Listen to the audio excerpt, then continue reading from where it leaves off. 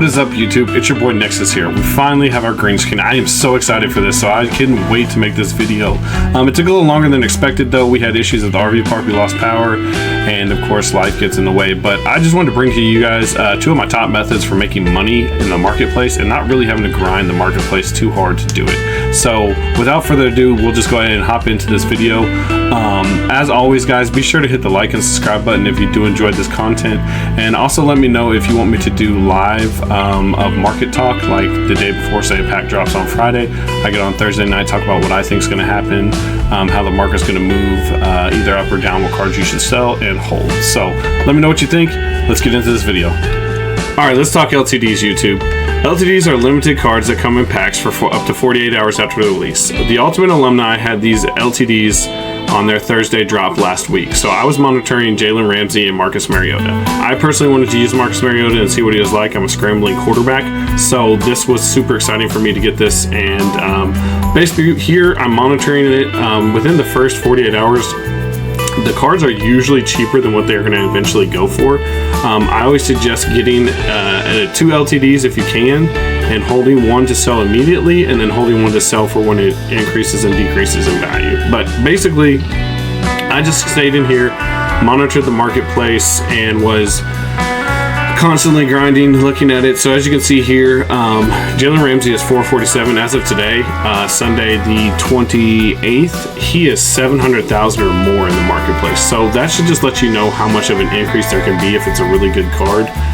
There hasn't been a corner release since. There was Darrelle Revis, but people like this Jalen Ramsey a lot. So as you can see here, I sniped Marcus Mariota for 483, which I thought was a really good price at the time. He wasn't quite out of packs, but they were kind of dwindling down. People were freaking out about Pat White coming out. They thought he was going to be better.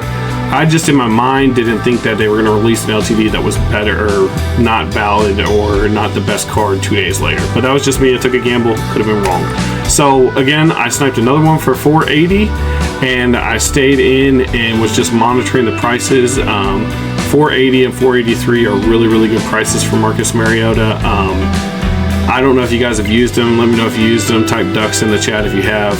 I think he was a really good quarterback. Lamar I'm really enjoying right now, so we'll see. Of course, my controller disconnected in the middle of this, but here we are. As you can see, there's another 169,000 I made off of coins. But basically, I just keep monitoring. This is 2 days later. Marcus Mariota is going for 747. So 2 days after the LTDs are out of packs, it skyrockets back up. Usually this is the case. It's not always the case, but usually this is the case. So I sit there, as you can see, the last one sold was 750,000. Last time people also price set these cards very high as well to try to take them all. And be able to control the market how they want. But as you can see, 697, 694, 697. Pretty consistently going for right at 700,000. So I thought this is my time to sell. Let's not be greedy. You can hold as long as you want. It's up to you. But I decided that basically I'd make 190,000 profit. So I decided I would go ahead and list this and get it off of my hands. But as you can see here, I go ahead and list it at 743 or 45. I'm sorry. $1,000 and wait for it to sell. I want to say it was maybe, I don't know, like an hour or two before it sold, if that. I really don't remember. I'll get that for you next time. But basically, I made 190,000 in 2 days and didn't do anything but play Marcus Mariota. I did a gauntlet run, not a gauntlet run, a champs run, and so on and so forth. So as you can see here, sold for 670,000 coins, which is 190K profit by just holding the card. Again, like I said, if you want to, I like to play online, so, or if you want to play challenges with them, that's, you know, so be it. But the thing about LTDs is they will never lose value in that first week or maybe even 2 weeks after. You can see, but it's just, they're always gaining.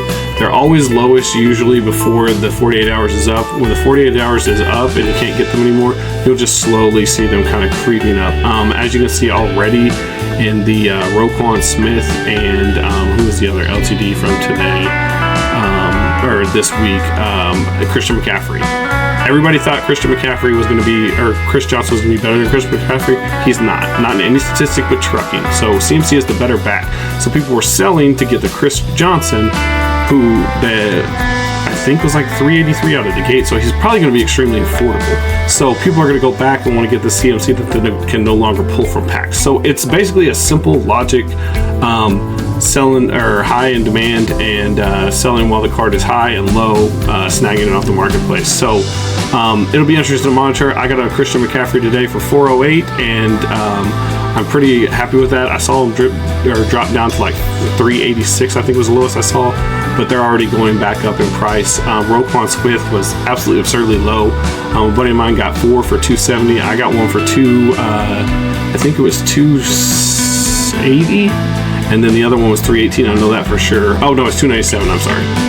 But basically, they're just increasing in value always. They're already up to $350,000, and we're maybe 2 or 3 hours after the initial 48. So I know I'm boring you, but basically that's how it's going to go down. And if you do like the card, like I said, I like to play online. I like to play Champs, Gauntlet, all that stuff. So I'm basically renting the card, using it, going on a run, seeing what I can do, and then always constantly flipping my team over. So as you can see here, though, I decided to go back and look at it. I should have snagged that one for $419. I didn't. I got greedy, and I was like, maybe I can get one lower. I misread the market, and I had to end up settling for one that ended up buying back for $465,000. So again, I bought one for $483, sold it for $745, and then went back and got this one for $465. So basically, I made $20,000 again off of getting the same card that I got. And then I have sold it since for like $400,000, I think was the last one. But I just wanted to give you a run on how that is. If that's helpful, please let me know, and then I'll go dip into right here. So that's the first method. I think is the easiest. You do have to have a decent amount of coin put back for that. But next we have what they call sets. You'll always want to go look at the set and see if it's profitable or not. So what I do is, for example, in this video, you can get a 82 or 83 overall by getting 4 80 overalls, and it completes the 82 83 overall pack. Now you can do whatever you want, but I always say just go look at the set, divide it by how many cards it is. So for example, 80, you need 4 80s. So most of the cards in the marketplace that are 82 or 83 overall are going for 32,000 or less. So if you snipe for at least 8K or less, you will make profit, or you will break even basically after taxes. So that's kind of the method I use. This one here, I mean, you can get them for 8K, but you can get them as low as 4K. So if you do that, I mean, you're making out like a bandit. So but I just wanted to show you here, I got this one for 83,000. Now again, if the market's kind of slow, here's the set here that you're putting it in. But if the market is kind of slow, you might just take your coins where you can. I got that for 7,600, 81, and excuse me. And then this last one here, the Booger McFarland, for 7,200. So again, I'll put them in this set right here, as you can see. Let's see, this way over here. We have the Ray Lewis twice. We have Booger McFarland twice. All 80s under 8,000. Basically, we do the math. I did it for 32,000. So again, you put it in the set. It gives it to you. You go open it up. Mine kicked me out for whatever reason, so I had to go back and figure out who it was. Load up. But I got Chris Mitchell, who is on the lower side. As you can see, he's going for 34,000. I ended up putting him up for 35,000, as you can see in this video. So basically, I broke even. But you will more than likely not break even. I just wanted to show you a break even one so that you would know they do exist. Lots of times you pull a lineman, I mean, you're looking at 100K even still for the 82 83s, but eventually this will go out and not be very helpful anymore. So like I said, guys, just pay attention, go in, look at the set, look at what it goes for, do the math. It's not that hard.